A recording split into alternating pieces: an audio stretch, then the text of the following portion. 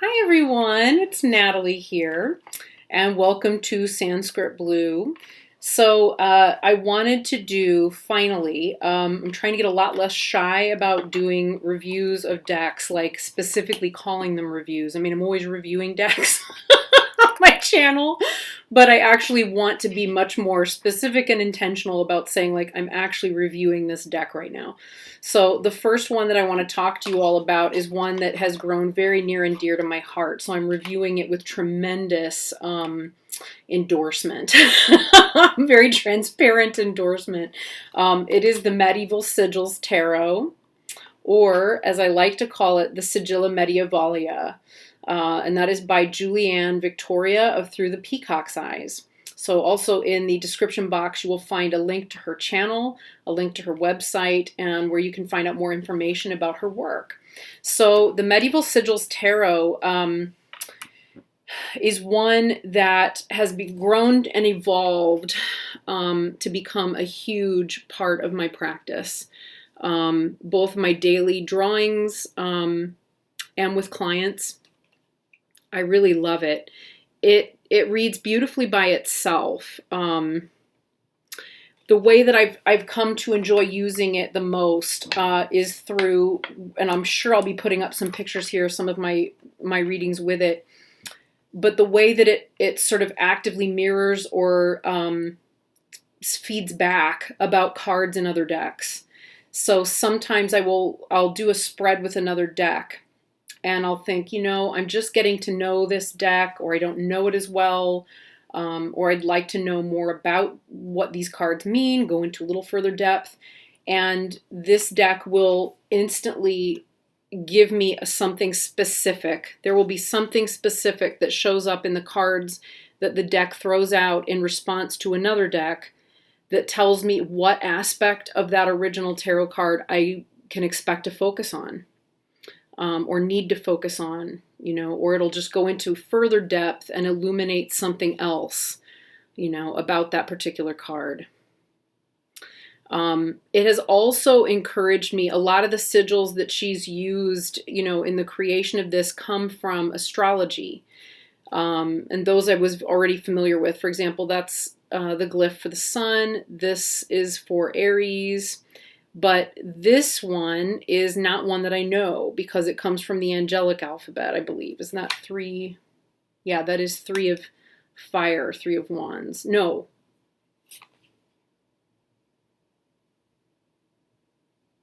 Well, anyway, I'm not 100% sure where it comes from, but but it has made me that much more curious about learning these other alphabets, because I'm deeply curious. I do want to know, where does it come from? What does it mean? How does that play out? In addition to the sort of intuitive way that these symbols bypass the conscious mind and just go straight in. Sometimes I can't articulate what it is that I'm seeing, and I kind of don't need to. I just suddenly have an instant, oh, that's it. That's what it is. And if I need to come up with the words, I can. But sometimes when I'm just reading for myself, I don't need that. I just need the aha and the embodied, felt experience of knowing or understanding something. And then I'm great. I'm happy to move forward or move on.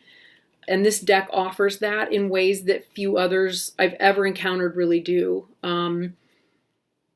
Yeah, it's just extraordinary in that way. It's also, again, as I said, it's also made me curious about learning the other alphabets that are involved. So I have actively undertaken, for example, learning runes and the Elder Futhark. I'm also going to be working with Oghams very soon because of my curiosity about the Ogham alphabet. Yeah, I'd like to learn the angelic alphabet and the alphabet of the Magi. I think that's the one that I couldn't place. That's the wands. I don't know those. I'm like starting slow here. So this is also a deck that I expect will continue to deepen my understanding and deepen in understanding, right? So that as I work with it over time, my understanding of what I'm looking at, like for example, I know right away that that is an Ogham right there. But my understanding of what I'm looking at will deepen all the further as a result of knowing what it is that I'm seeing. It is a very small, easily shuffled, easily worked with deck. And again, if you're not too worried about memorizing meanings, you can access information right away. If you can just get past, and I say that, I'm not always okay with that, right? Sometimes I have to look at what's at the bottom here. What am I seeing? That is a 9 of earth. So that's the 9 of discs, right? Sometimes I can't move past needing to know exactly which card it is, even though I know enough to know that I'm seeing Virgo and I'm seeing Venus. I know I'm seeing an Om, I don't know what it means. But in some ways that's kind of beautiful because I can tell you that it feels feminine. I can tell you it feels feminine.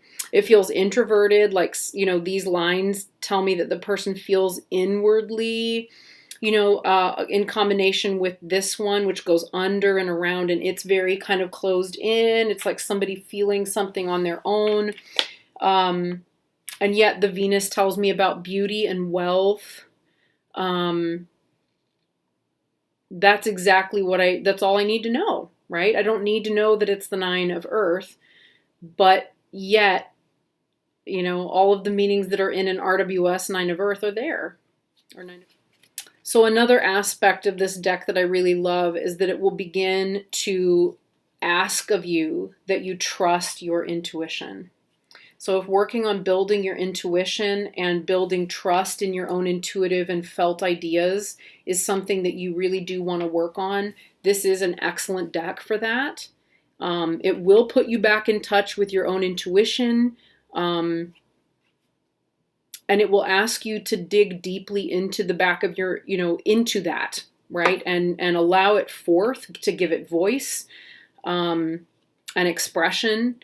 And it will then tell you, without directly telling you, how to continue deepening that for yourself, which is something I also really, really love about it. So, yeah, I will include links to the deep dive videos that I did about each of them. I think I did one for the majors, one for the minors, and one for the quartz, so that you could really see how the concepts play out in the cards. They really are worthy of a deep dive. So if it's a deck that you're curious about, I really strongly recommend checking out those videos. And frankly, I mean, it's a very reasonably priced deck that you can get immediately on Game Crafter, which is where she is having it printed and sent from. And it's fantastic. It does have a very small guidebook. The guidebook tells you mostly about how she's approaching the deck, how it came through to her, because it really is a channeled deck. And that is something I have to say I really feel and notice about it when I'm working with it. It seems to have its own kind of personality and guide that comes with it.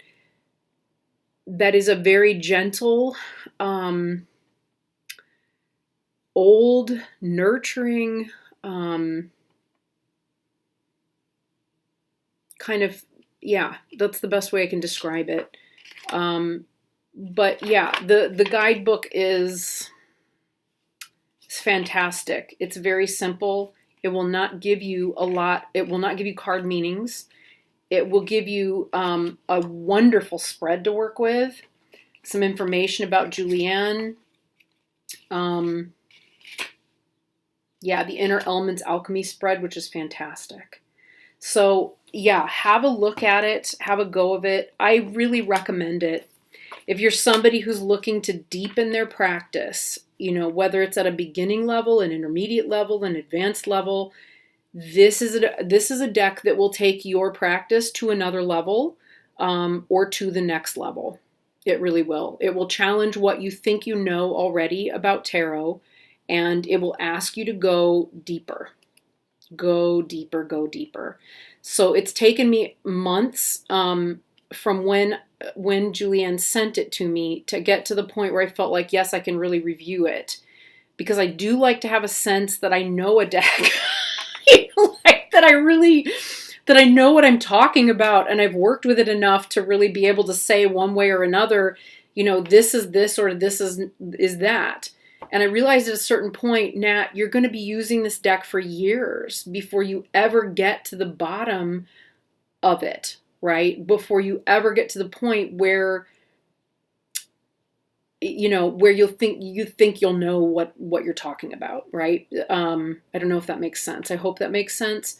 But yeah, I realized that it's going to be a process, and that process will take a long time, but that probably having worked with it regularly, in some cases daily, in some cases several times a day, for months, that's probably enough to go ahead and say, like, hey, here's what my, this is my review of this deck. This is what I've gotten out of working with it. Here's what I now know about it, etc. So yeah, I have worked with it significantly and over a significant period of time. And I have to say, it never ceases to challenge me, and keep me on my toes and keep me deepening my practice and the way that I approach my own practice. So yeah, I strongly recommend it. I've become a fan of it. It is, I don't know if anybody's ever noticed this, but it is almost always sitting right there on my deck, on my desk, because if I don't know something, or if I'm looking at a deck, another deck, or pulling cards for something, and there's any way in which I want some further clarification, this is my go-to. So I immediately reach for the medieval sigils to find out and to get that clarification. I trust it. I trust it to tell me the truth. I trust it to mirror back to me what the aspects are of a particular reading or a particular card, that will help me understand and get to the root of it better for myself or for someone else. So yeah. All right, everybody. So that's it. That's the Medieval Sigils Tarot. Again, highly, highly recommended. All the links are below in the description box.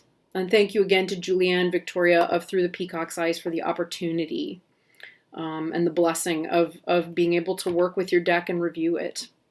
It's really, I mean that from the bottom of my heart. I've really deeply appreciated and enjoyed it. So, all right, everyone. More again soon. Thank you. Bye.